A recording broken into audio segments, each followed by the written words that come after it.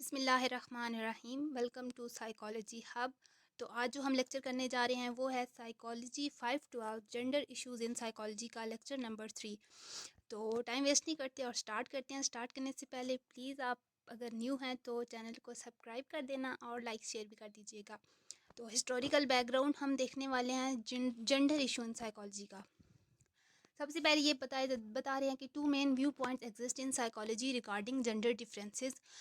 Gender variation is biologically and evolution based in nature, hence fixed and unalterable. Biological differences are there, but it is the society that shape and nurtures gender role. Nurture वो होता है जो means peer group जो हमें affect करते हैं gender roles develop करने में, वो होता है, वो सब नर्चर के अंडर आता है। जबकि नेचर के अंडर बायोलॉजिकल डिफरेंसेस वगैरह आते हैं, बायोलॉजी आती है जो खुदा की तरफ से हम हैं और खुदा की तरफ से बनाई गई चीज़ें। The biological approach has the root in evolutionary psychology and has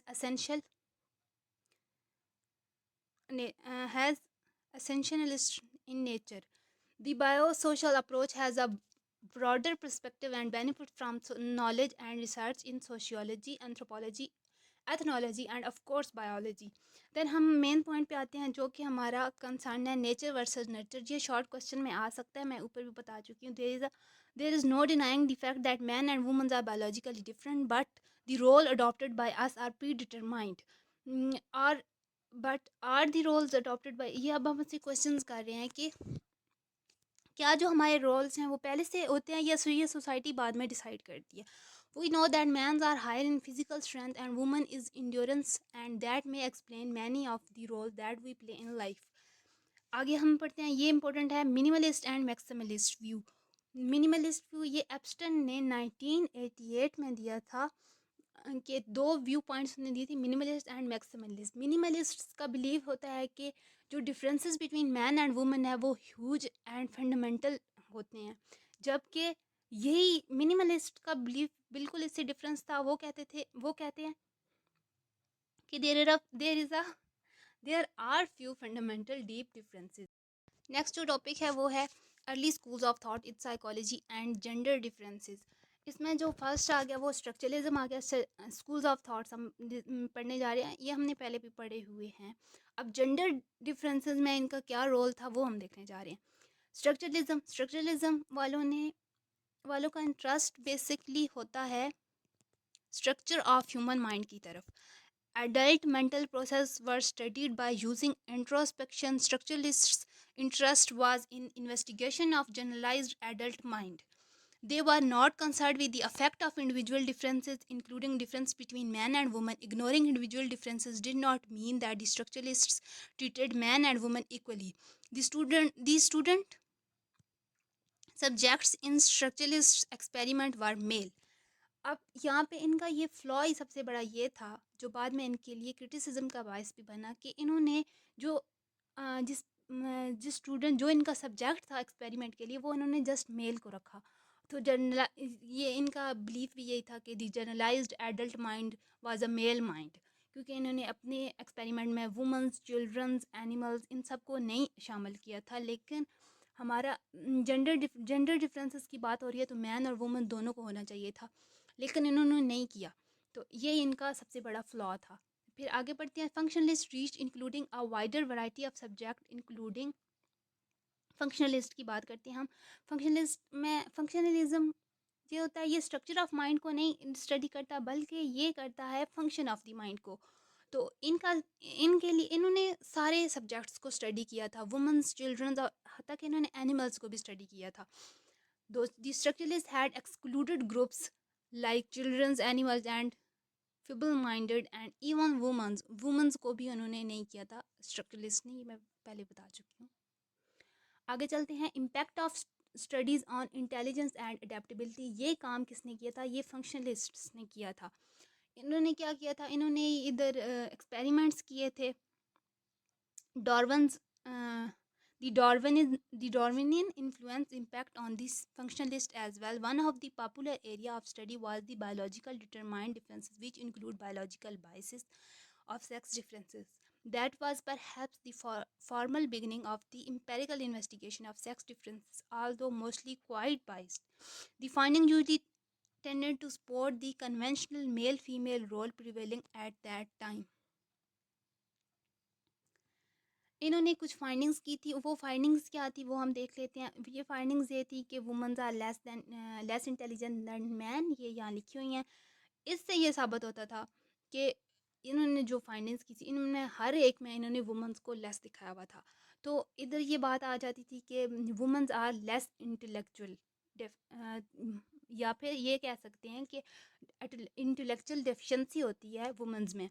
अब इस बात की मुखालफ उठाई औरतें, औरतों जो फेमिनिज्म था यहाँ पे ये आ गया। फेमिनिज्म में female psychologist like Helen Thompson Woolley and Leta Stetter Hollingworth, इन्होंने इस बात पे क्रिटिसाइज़ किया कि ऐसा नहीं है,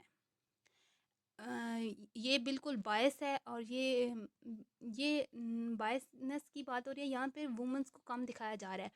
जबकि 1900 Wally raised the point that the sex differences research reflected the researchers' personal bias, sentiments and prejudices. उन्होंने तो प्रॉपर उनको लेबल कर दिया कि ये जो रिसर्चर्स हैं ये बायसनेस से काम ले रहे हैं। जब अगली जो थी हॉलिंगवर्थ believe that women's potential can never be demonstrated unless they were given an opportunity to choose the life they would like. ये कहती थी कि अगर वुमेंस को प्रॉपर अपॉर्चुनिटीज़ दी जाएं और जैसा वो चाहती हैं उनको वैसा करने दिया जाए, तो वो भी किसी से कम नहीं है, वो भी बहुत अच्छा अपना कैरियर में सब कुछ सब मेंस की तरह कर सकती हैं, बस उनको अपॉर्चुनिटी की ज़रूरत होती है। अगला आ गया behaviourism.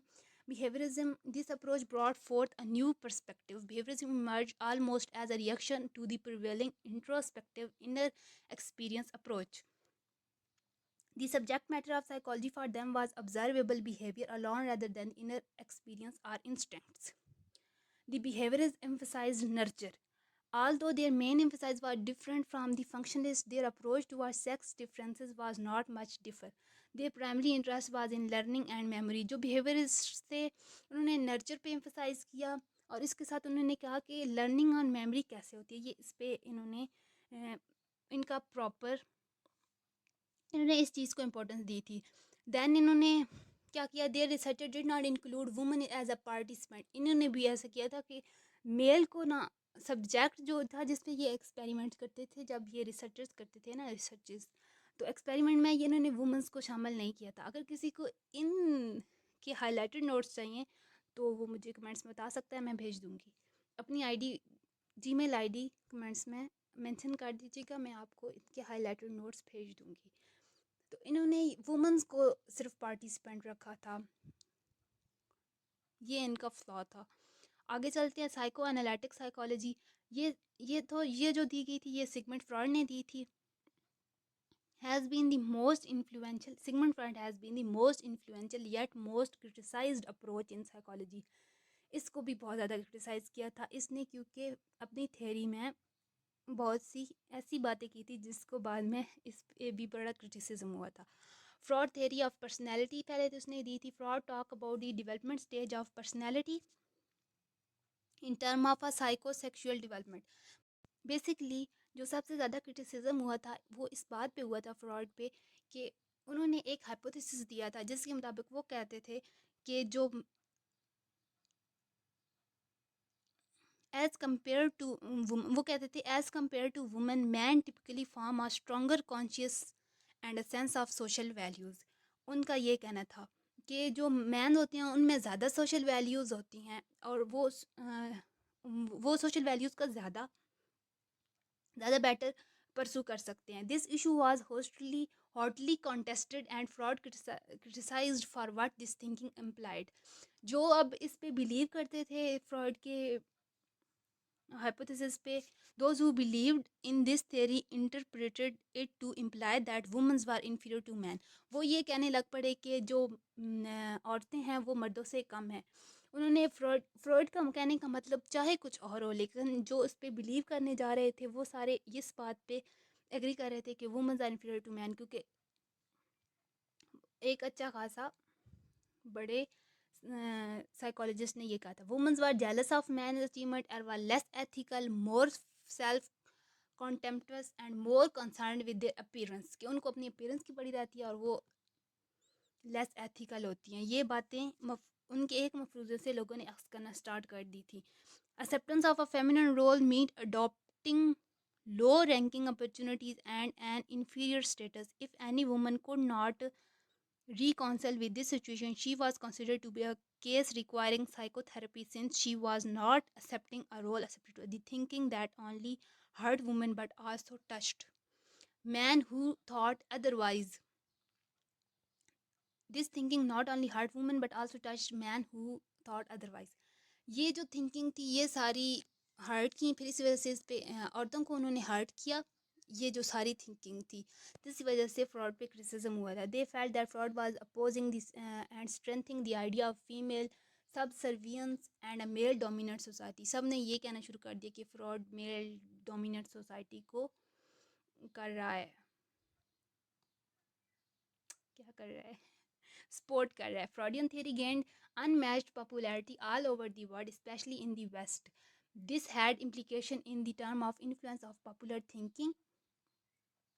For the development of the masculinity, the psychoanalytic theory had very stringent and inflexible standards. The male child whose masculinity developed in a normal fashion undergoes very severe anxiety and conflict in every child.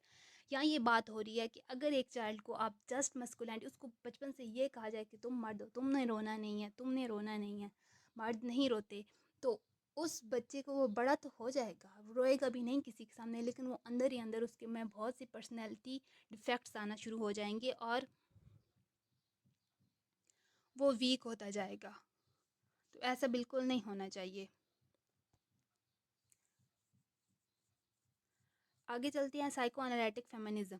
Psychoanalytic feminism roots in the work of Freud. Gender is not a biologically determined phenomena. Psychosexual development lead to the gender role that we adopt and play. Childhood experience are responsible for making the man believe that he is masculine and making a female believe that she is feminine. ये वही बात हो रही है कि हमारे childhood experience and the peer group जो हमारा है, जो हमारे इर्द गिर्द की सोसाइटी है, वो हमें ये रियलाइज़ करवाती है कि मर्द क्या है और औरत क्या है। ये चीज़ें जो हैं, ये टॉयज़ जो हैं, ये औरतों के लिए और ये टॉयज़ मर्दों के लिए, ऐसी चीज़ें होती हैं जो जो जेंडर डिफरेंसेस और जेंडर इनइक्वालिटी को कायम करने का बायस बनती है। This is result of a male dominant society. ये साइको एनालिटिक फेमिनिज्म था। होप सो आपको समझ आ रही हो। तो अगर कुछ मैं मिस्टेक कर रही हूँ तो प्लीज़ मेंशन करना, तो आगे मैं ना करूँ, ताकि मैं आगे ना करूँ। टिल देन अल्लाह हाफिज़।